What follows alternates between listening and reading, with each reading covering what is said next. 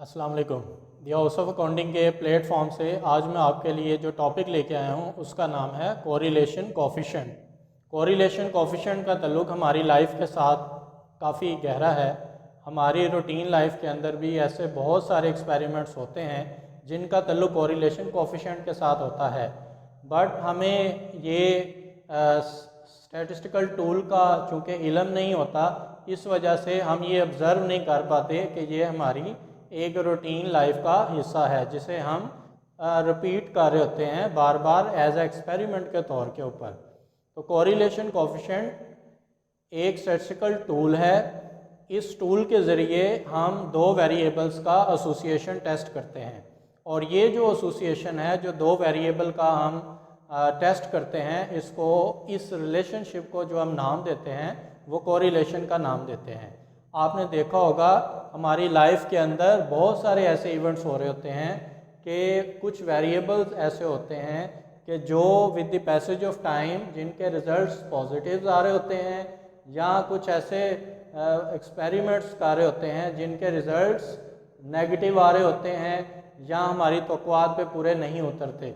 हम उन एक्सपेरिमेंट्स के बेस के ऊपर ये एक ओपिनियन, ये एक थ्योरी इस्टेब्लिश कर लेते हैं कि अगर यही एक्सपेरिमेंट हम बार बार करते रहे और ये ऐसा ही एक्सपेरिमेंट और इसी तरह का रिजल्ट्स आते रहे तो हो सकता है कि हमारा बिजनेस जो है वो कामयाब ना हो, या हो सकता है कि हम इस एक पर्पस को अचीव ना कर पाएँ। तो कोरिलेशन कोफिशिएंट बिजनेस के अंदर बहुत सारे पर्पसेस के लिए यूज़ होता है। इसके लिए हम प्रेडिक्शन भी कर सकते हैं, थ्योरी की हम इसके ज़रिए रिलायबिलिटी भी टेस्ट कर सकते हैं। It can be use for various purposes. तो आज हम जो है कोरिलेशन कोफिशिएंट को एक्सप्लेन करने की कोशिश करेंगे। तो ये आज का हमारे पास टॉपिक है जी, कोरिलेशन कोफिशिएंट। तो सबसे पहले है जी, व्हाट इज़ कोरिलेशन। कोरिलेशन क्या है? It is an association between the two variables. कौन से दो वेरिएबल्स हैं, ये बात ज़हन में रखें, ये दो क्वांटिटेटिव वेरिएबल्स की बात हो रही है। दो ऐसे वेरिएबल्स जो क्वांटिटेटिव हों, क्वालिटेटिव ना हों। यहाँ पे दो क्वांटिटेटिव वेरिएबल्स का जब हम एसोसिएशन फाइंड आउट करते हैं तो उसको हम क्या कहते हैं? कोरिलेशन। मिसाल के तौर पे स्टडी एंड इनकम का जो रिलेशनशिप है ये कोरिलेशन कोफिशिएंट कहलाएगा। जैसे कि आप यूँ समझ लें कि अगर आप स्टडी इंक्रीज़ करते चले जाएं तो दूसरी तरफ आपकी इनकम भी ज़्यादा होती चली जाएगी। मैट्रिक वाला जो पर्सन है वो इतने पैसे कमा रहा है और उसके मुकाबले में मास्टर्स वाला इतने कमा रहा है, एमफिल वाले की आमदनी उससे ज़्यादा है, पीएचडी जो कर लेता है उसकी आमदनी उससे ज़्यादा है, या जो टेक्निकल प्रोफेशनल पर्सन है जो एक क्वालिफाइड है उसकी आमदनी उससे ज़्यादा है। तो इस तरीके से हम डिटरमिन कर सकते हैं कि इन दोनों के दरमियान क्या कोई एसोसिएशन है या एसोसिएशन नहीं है। ऐसे बहुत सारे एक्सपेरिमेंट्स हमारी लाइफ के अंदर रन कर रहे होते हैं जो कि हमें भी मालूम हो रहा होता है कि अगर हम इस तरह करेंगे तो हमें इस तरह के रिजल्ट्स मिलेंगे, अगर ऐसे करेंगे तो हमें इस तरह के रिजल्ट्स मिलेंगे। तो हम जनरल परसेप्शन के थ्रू भी बाज़ औक़ात बहुत सारी चीज़ें ऑब्ज़र्व कर रहे होते हैं, लेकिन हमें मालूम नहीं होता कि हम स्टैटिस्टिकल मेथड्स को अप्लाई कर रहे होते हैं अपने माइंड के अंदर। लेकिन जैसे ही हम बिज़नेस फील्ड में आते हैं तो बिज़नेस के अंदर चूँकि बहुत ज़्यादा वेरिएबल्स के ऊपर आपको काम करना पड़ता है। मिसाल के तौर पे आप कह रहे हैं कि मेरी सेल आज इतनी है और इससे प्रॉफिट इतना है, कल सेल इतनी हुई, प्रॉफिट इतना हुआ, सेल इतनी हुई, प्रॉफिट इतना हुआ। इस वजह से हमारे पास दो वेरिएबल आ गए, एक तरफ सेल है, एक तरफ प्रॉफिट है। अब हमने देखना ये है कि इन दोनों के दरमियान क्या कोई एसोसिएशन है या एसोसिएशन नहीं है। वो एक फार्मूला होता है, वो आपकी बुक पे दिया गया है। नेक्स्ट लेक्चर में मैं फार्मूले के ज़रिए एक क्वेश्चन भी कोरिलेशन का सॉल्व करूँगा ताकि आपको मज़ीद क्लियर हो जाए। नेक्स्ट हम देखते हैं कि पॉसिबल रिजल्ट्स ऑफ कोरिलेशन क्या हो सकते हैं। अगर हम दो वेरिएबल्स एक्स एंड वाई, इस वजह से इसको बाईवेरिएट कोरिलेशन या एसोसिएशन भी कहते हैं, क्योंकि इसमें सिंगल वेरिएबल इन्वॉल्व नहीं होता, इसमें मोर देन वन वेरिएबल आपस में इन्वॉल्व होते हैं। पॉसिबल रिजल्ट्स क्या होंगे correlation, possible results of correlation coefficient. पहला पॉसिबल रिजल्ट हो सकता है पॉजिटिव हो, दूसरा हो सकता है नेगेटिव, या थर्ड हो सकता है ज़ीरो हो। अब पॉजिटिव कोरिलेशन किसको कहेंगे? इसमें मैंने एक एग्जांपल लिखी है हाइट एंड वेट, कि जब एक वेरिएबल के बढ़ने से दूसरा वेरिएबल भी बढ़ जाए, या एक वेरिएबल के कम होने से दूसरा वेरिएबल भी कम हो जाए, उसे हम क्या कहेंगे? Positive relationship. क्लियर है? यानी कि आप देखें हाइट बढ़ रही है तो उसके साथ वेट भी बढ़ता चला जा रहा है, इसे हम क्या कहेंगे? Positive relationship. यहाँ सेल आपकी ज़्यादा होती जा रही है तो उससे आपका प्रॉफिट भी ज़्यादा होता चला जा रहा है, इसे हम क्या कहेंगे? Positive relationship. और नेगेटिव रिलेशनशिप में क्या होता है कि जब आपकी एक चीज़ बढ़ती है तो दूसरी कम हो जाती है, इसको हम क्या कहते हैं? Negative relationship. इसमें आप देखें height of mountains and level of oxygen, height of mountains and level of, और जैसे जैसे आप बुलंदी पे जाते हैं ऑक्सीजन का लेवल कम होना शुरू हो जाता है, तो ये हमारे पास क्या हुआ? एक नेगेटिव कोरिलेशन। तो रिलेशनशिप पॉजिटिव भी हो सकता है, रिलेशनशिप नेगेटिव भी हो सकता है। और एक है ज़ीरो रिलेशनशिप। ज़ीरो रिलेशनशिप में क्या होता है कि कोई इफेक्ट नहीं होता, एक वेरिएबल के चेंज होने से दूसरे वेरिएबल के ऊपर जब कोई इफेक्ट ना हो तो उसे हम क्या कहेंगे? Zero relationship. जिस तरह इसकी मैंने एग्जांपल में लिखा, टी एंड इंटेलिजेंस का जो आपस में रिलेशनशिप है ये ज़ीरो है। क्या आप ये नहीं कह सकते जो ज़्यादा चाय पीता है वो ज़्यादा इंटेलिजेंट है, जो कम चाय पीता है वो कम इंटेलिजेंट होंगे लोग? तो ये जो हमारे पास एसोसिएशन है ये एक ज़ीरो कोरिलेटेड रिलेशनशिप है। इसके यूजेस कहाँ पे होते हैं कोरिलेशन के? बहुत ज़्यादा यूजेस हैं, चंद एक मैं यहाँ पे लिस्ट आउट कर रहा हूँ, जिसमें सबसे पहले जी प्रेडिक्शन। ये एक प्रेडिक्शन के लिए भी कोरिलेशन का बिजनेसेस में इस्तेमाल होता है। जब एक एसोसिएशन आप फाइंड आउट कर लेते हैं कि मेरी सेल जब इतनी होगी प्रॉफिट इतना होगा, जब सेल इतनी होगी तो प्रॉफिट और ज़्यादा हो जाएगा, तो आप प्रिडिक्ट कर रहे होते हैं चीज़ों को उससे, तो आप फिर हेजिटेट नहीं करते, अपनी इन्वेस्टमेंट को और बढ़ाते हो ताकि आपकी सेल बढ़े और आपको प्रॉफिट भी ज़्यादा आना शुरू हो जाए। और नेक्स्ट हम जो है वो वैलिडिटी, जब हम कोई डिसीजन लेते हैं उस डिसीजन को ऑथेंटिकेट करने के लिए, अपने डिसीजन को वैलिड डिक्लेयर करने के लिए, उसकी वैलिडिटी को अफर्म करने के लिए हम कोरिलेशन का इस्तेमाल करते हैं।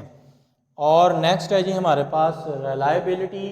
रिलायबिलिटी से मुराद ये है कि जब हम एक एसोसिएशन फाइंड आउट कर लेते हैं और वो हमारे पास पॉजिटिव या नेगेटिव की सूरत में आ जाता है, तो हमारी रिलायबिलिटी जो है उस वेरिएबल या उस इन्वेस्टमेंट के ऊपर या उस एसोसिएशन के ऊपर कम या ज़्यादा हो जाती है।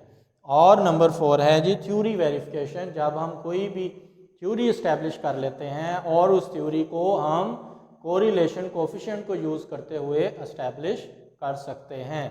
सो these are the uses of some uses of correlation. And the next is experiment and correlation. अब ये हम बाजू का दो चीज़ें आपस में मिक्स कर जाते हैं। कोरिलेशन के लिए बहुत ज़्यादा वेरिएबल्स होंगे आपके पास, तो फिर ही आप एसोसिएशन फाइंड आउट कर सकते हैं। मीन्स दो वेरिएबल्स के दरमियान बहुत ज़्यादा वैल्यूज़ आ जाएं, लेकिन कोज एंड एक्सपेरिमेंट, एक्सपेरिमेंट के अंदर सिर्फ दो वैल्यूज़ का होना भी काफ़ी होता है। तो मिसाल के तौर पे मैं ये कहता हूँ कि अगर एक शख्स टेलीविज़न के ऊपर हॉरर मूवीज़ देखता है तो वो अंधेरे में जाने से अक्सर डर जाता है, तो ये एक एक्सपेरिमेंट है। कॉज क्या है कि हॉरर मूवीज़ देखना, इफ़ेक्ट क्या हुआ कि उसके अंदर वो डरने की कैफियत बढ़ना शुरू हो गई। या जो टेलीविज़न के ऊपर वायलेंट एक्शन मूवीज़ ज़्यादा देखता है वो ज़्यादा डिस्प्यूट करता है, उसका बिहेवियर ज़्यादा वायलेंट हो जाता है।